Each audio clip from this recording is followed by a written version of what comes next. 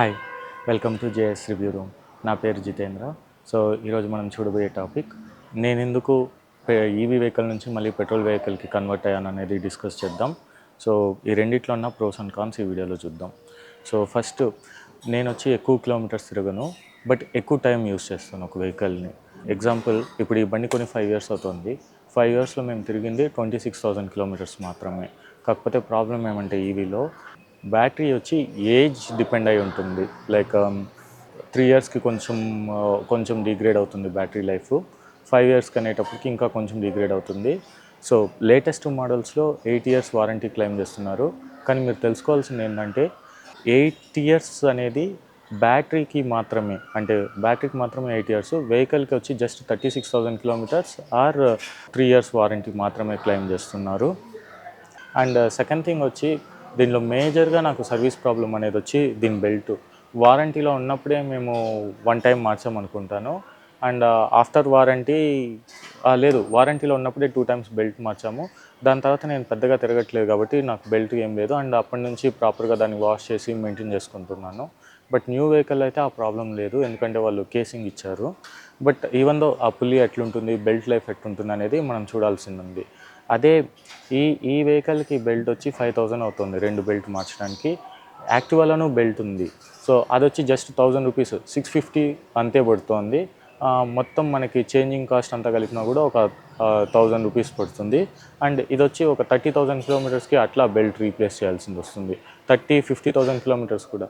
ఎందుకంటే మేము 2004 నుంచి యాక్టివాని యూస్ చేస్తున్నాము. దీని రిలయబిలిటీలో ఎటువంటి ప్రాబ్లం అయితే లేదు. బట్ ఏతర్ రిలయబిలిటీలో నేను ఫేస్ చేసింది వచ్చి సర్వీస్ ప్రాబ్లం ఒకటి. అండ్ ఇది బెంగళూరులో కొన్న వెహికల్ తిరుపతిలో సర్వీస్ చేయమన్నారు.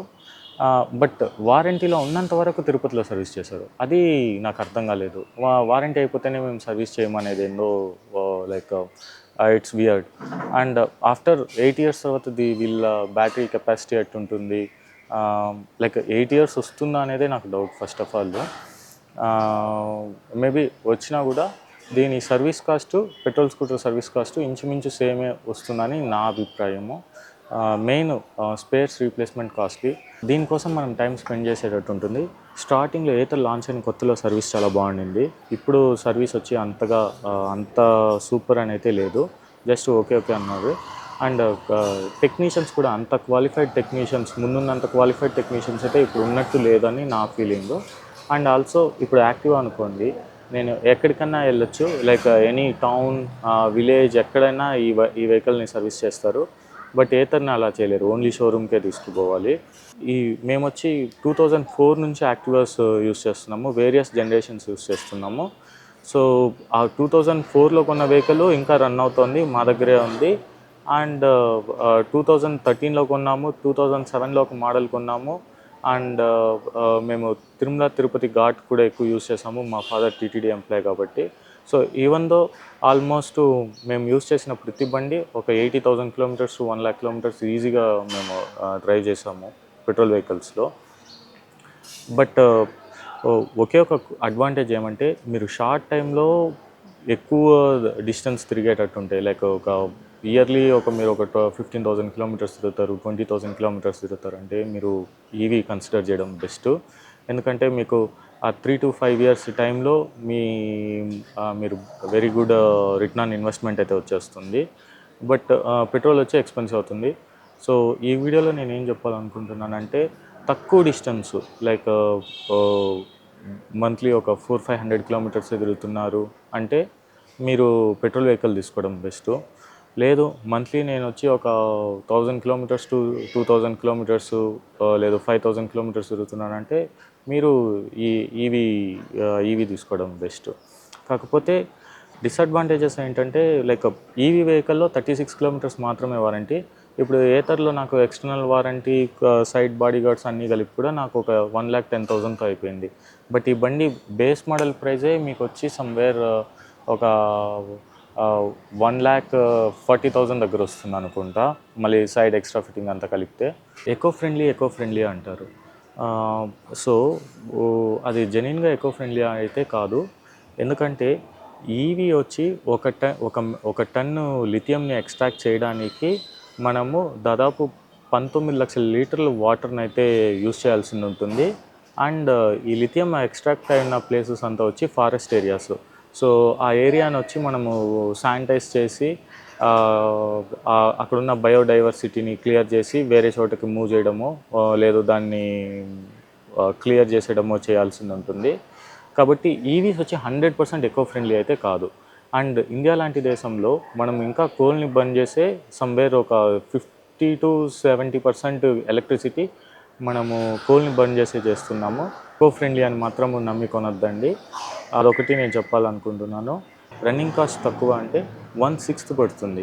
ఫర్ ఎగ్జాంపుల్ మీకు ఎలక్ట్రిక్ వెహికల్లో నాకు 3 యూనిట్స్ ఆఫ్ కరెంట్ కావాలి ఒక 100 కిలోమీటర్స్ తిరగడానికి అంటే నాకు ఇక్కడ వచ్చి 200 రూపీస్ పెట్రోల్ కావాలి యాక్టివాలో స్కూటర్పై తిరగడానికి. సో ఆ డిఫరెన్స్ అయితే ఉంది. And on top of that battery cost like 3 years once మీరు బాగా తిరిగే వాళ్ళుగా ఉంటే 3 ఇయర్స్ వన్స్ బ్యాటరీ రీప్లేస్మెంటో లేదు 5 ఇయర్స్ వన్స్ బ్యాటరీ రీప్లేస్మెంటో ఉంటుంది. ఈ కాస్ట్ అని కన్సిడర్ చేసి వెహికల్ని కన్సిడర్ చేయండి.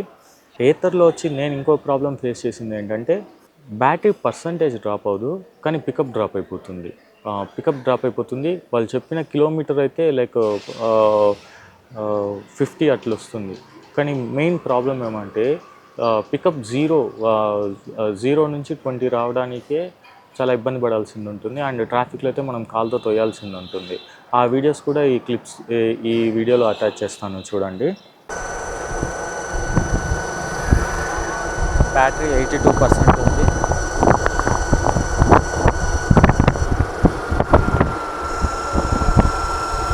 బట్ ఫుల్ థ్రాటల్లో కూడా 40-45 పైన పోవట్లేదు. ఇప్పుడు 40.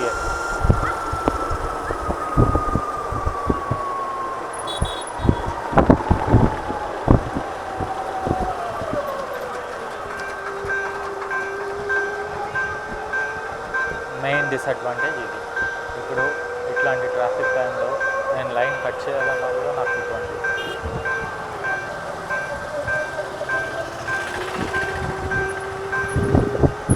ఏతర్కి ఒక రిక్వెస్ట్, దీని ద్వారా మీరు సర్వీస్ కాస్ట్ని కొంచెము ఫీజిబుల్ చేయండి. అండ్ ఆల్సో టెక్నీషియన్స్ని థర్డ్ పార్టీ టెక్నీషియన్స్ని కూడా అలౌ చేయండి మీ వెహికల్ సర్వీస్ చేయడానికి. వాళ్ళకి ఏదన్నా ఒక ట్రైనింగ్ క్యాంప్స్ లాగా సెట్ చేసి, సో దట్ అందరికీ ఇది యూజ్ అవుతుంది. అంతే ఈ వీడియో మీకు నచ్చుంటుంది అనుకుంటున్నాను.